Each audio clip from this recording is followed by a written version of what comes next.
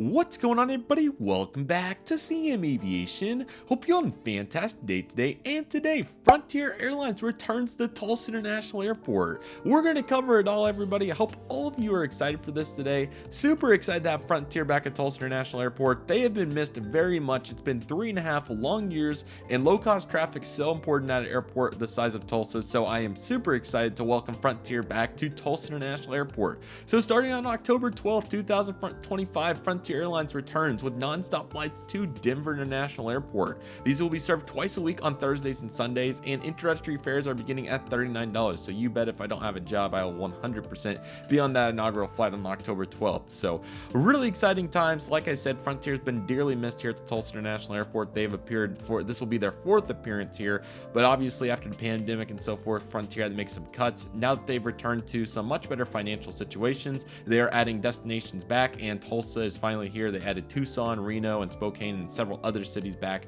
that they previously pulled out of, and Tulsa is the latest to join the list, which is really exciting. Let's go ahead and take a look at the details here at Frontier's website. And Frontier's improved drastically since they were last here at Tulsa International Airport, which is why I'm very optimistic about this opportunity here. So October 12th is the start, and then if we jump over here, the first day is a little bit higher on the price, but if we jump over, beginning fares are $39 here, which is a great price. As you can see, actually there's some $31 fares in there, so go ahead and steal them up. But anyway, the flight's going to leave Denver at 5 o'clock, arrive in Tulsa at 7:30, and then load right back up at 8:30 p.m., return to Denver at 9:30 p.m., just in time for the West Coast Bank of connecting flights, which is another very exciting opportunity that Frontier brings this time, is that Frontier is going to have all those connecting flights, which they didn't previously have during their last regime here. So really cool to think about that and how it's going to be different. We also have all of our economy prices, so much more fair pricing compared to the previous ways that the Frontier did it. So I'm really excited with Frontier's major restructure here for them to appear at Tulsa. I think they're going to do really well.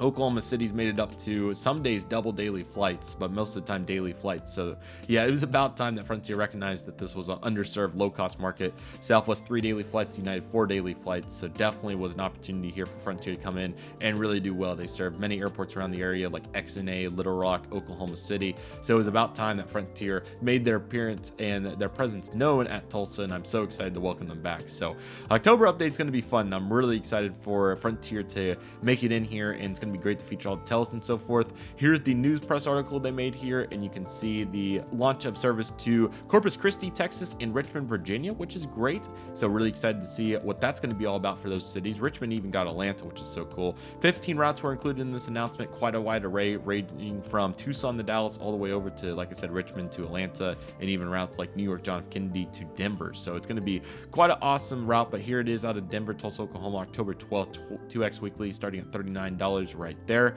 So I'm really stoked to see what it's going to be all about. And again, I think it's going to be a huge addition for the airport, and we'll kind of talk about some of the implications. So first and foremost, though, before we talk about those, I'm going to talk about, some of the previous Frontier experiences. So here's a picture, or rather a video clip of them here previously. That was in 2019, and they had 6 destinations at their peak during their 3rd tenure here at the airport, and and those included services like Orlando and San Diego and some other places. That was an Orlando flight I remember catching right there, which is pretty cool.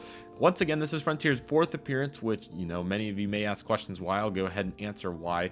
The first one was this Frontier flight here, Frontier, they had a long stint over 20 years before airline deregulation. They flew Convair's and 737-200s to the likes of Denver, Fayetteville, Fort Smith, Arkansas, Oklahoma City, back when routes like that were, normal. And then in 2005, after, they got stable again, and again, that was deregulation previously, they came back here in 2005 with the Bombardier Series 700, which I thought was really smart, and here it is coming in on that inaugural flight in May of 2005. Really cool shot right there, and a pretty cool concept right there. I think they made it till the 2008 situation. So if you're noticing a trend here, Frontier's only left Tulsa because of ongoing situations. It's never been, global situations, it's never been a Tulsa problem, which is great to know. And then the latest one, obviously here, which great shot here by my good friend OK Ave Geek here for the inaugural in 2018. The reason they left previously was because of the pandemic. So you can also see the inaugural landing shot here, which is really cool. So unfortunately, the lighting's probably not going to be that good because it's going to be arriving right after sunset, most likely this time around, but I'm sure we'll be able to get it. So regardless, I'll be on the inaugural. It's going to be fun. Here's the article. There's Griswold the Bear looking very strong here. And you can see here the return to Tulsa, Oklahoma. But once again, really cool to see all these routes. Here's the list right here. So Atlanta to Omaha is really cool. We also have Corpus to Denver, Denver to Tulsa, Denver to JFK, Denver to Richmond, Dallas Fort Worth to El Paso and Tucson, which will be really interesting to see how those perform. So eager to see that. Newark to Midway is a good one. We have JFK to O'Hare, which I think will also be very fascinating to watch.